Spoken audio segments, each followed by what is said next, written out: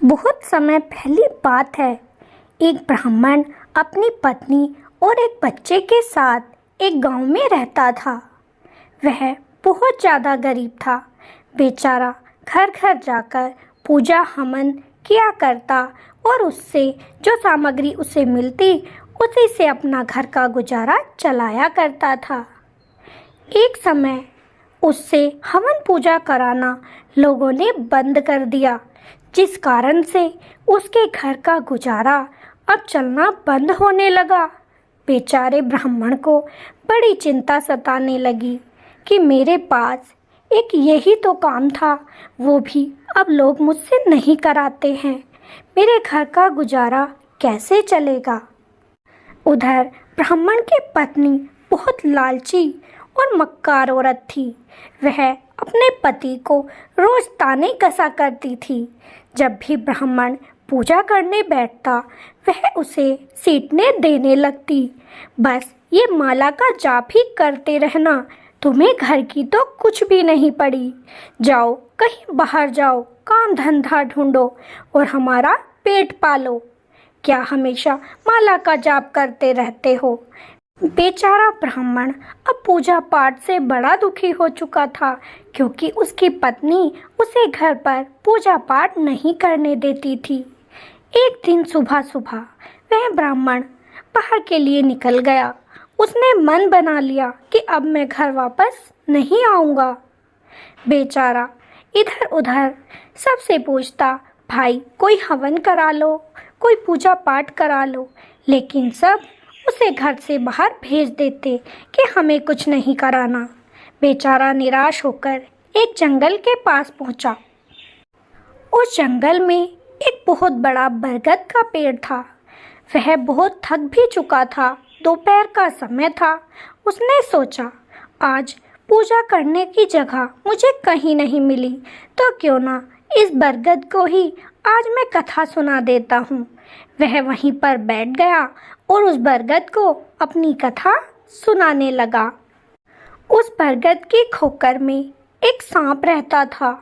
उसे कई वर्ष हो गए थे वहीं पर रहते रहते। जब ब्राह्मण ने कथा शुरू की तो वह सांप सारी कथा बड़े ध्यान से सुन रहा था। ब्राह्मण ने जब उस कथा को समाप्त किया तो उसके सामने वह विषैला सांप आकर बैठ गया। ब्राह्मण की नज़र जब उस सांप पर पहुंची तो वह डर से कांपने लगा। तब सांप बोला, अरे ब्राह्मण देव, आप मुझसे डरिए नहीं। मैं इस बरगद की खोकर में सदियों से रहता आ रहा हूँ, लेकिन जब आज तुमने कथा सुनाई तो तुम्हारे मीठे स्वर मेरे कानों में पड़े। मुझे तुम्हारी कथा बहुत पसंद आई। अगर तुम रोज मुझे यहाँ पर आकर कथा सुनाओगे तो मैं तुम्हें एक सोने का सिक्का दिया करूँगा। ब्राह्मण देव बड़ा प्रसन्न हो गया कि अब तो मेरी रोज आमदनी हो जाया करेगी, मैं अपने बीवी बच्चों का पेट पाल पाऊँगा। अब ब्राह्मण सुबह सुबह तैयार होता और उस बरगद के पेड़ के नीचे आकर बैठ जाता और कथा सुनाने लगता। वह सांप भी नित्य प्रति उसकी कथा सुनता और बदले में उसे एक सोने का सिक्का दे दिया करता। धीरे धीरे वह ब्राह्मण धनवान होने लगा। आसपास के लोग यह देखकर आश्चर्य में पड़ने लगे कि यह ब्राह्मण, जिसके घर में खाने के भी लाले पड़े हुए थे, वह अचानक से इतना धनवान कैसे हो गया। अब तो हर जगह उस ब्राह्मण के ही चर्चे होने लगे। एक दिन 3-4 लोग एक पेड़ के पास खड़े उस ब्राह्मण की ही बातें कर रहे थे। तभी वहाँ से ब्राह्मण गुजरने लगा तो लोगों ने कहा, अरे क्या बात है ब्राह्मण देव, आजकल बड़ी आमदनी होने लगी है क्या कोई खजाना हाथ लग गया है। ब्राह्मण बोला, अरे नहीं भाई, पास के गांव में ही मुझे एक काम मिल गया है, बस वहीं जाकर रोज कथा करता हूँ। लोगों को बड़ा आश्चर्य हुआ।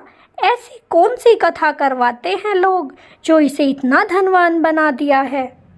लेकिन ब्राह्मण ने उन्हें और कुछ ना बताया। एक दिन ब्राह्मण ने जब कथा सुनने के बाद उस सर्प से पैसे लिए तो वह बोले कि क्या मैं अपने घर पर ये बात बता सकता हूँ। सर्प ने कहा, नहीं, अगर तुम ये सच्चाई अपने घर पर बताओगे तो तुम पहले की तरह निर्धन हो जाओगे। अब ब्राह्मण ने ये बात अपने पल्ले बांध ली कि मुझे किसी को नहीं बताना है। रोज रोज वह आता और कथा सुनाकर चला जाया करता। मोहल्ले वाली औरतों ने उसकी पत्नी के एक दिन कान भर दिए कि अरे सरला, ऐसा तेरा पति क्या करता है जो तू इतनी धनवान हो गई। पत्नी ने कहा, मुझे इससे क्या, वो हमारा पेट अच्छे से पाल रहे हैं, मैं तो इसी में संतुष्ट हूँ। लेकिन उसके मन में अब शंका पैदा होने लगी थी। जब ब्राह्मण घर आए तो उसने अपने पति से पूछा, तुम ऐसा कौन सा कार्य कर रहे हो जो इतना धन मिल जाता है। तब वह ब्राह्मण कहने लगा, अरे भाग्यवान, जब मैं कुछ नहीं करता था तुझे तब भी चिंता होती थी और अब मैं अच्छे से तेरा गुजारा कर रहा हूँ। हम इतने धनवान हो गए हैं फिर भी तुझे शंका होती है, क्या तेरा पेट नहीं भरता। पत्नी जिद कर बैठी, नहीं, मुझे सच जानना है कि तुम इतना धन कहाँ से लाते हो। अब बेचारा पंडित अपनी पत्नी के आगे विवश हो गया। उसने कहा कि जब मैं जंगल में जाता हूँ तो एक बरगद को कथा सुनाता हूँ।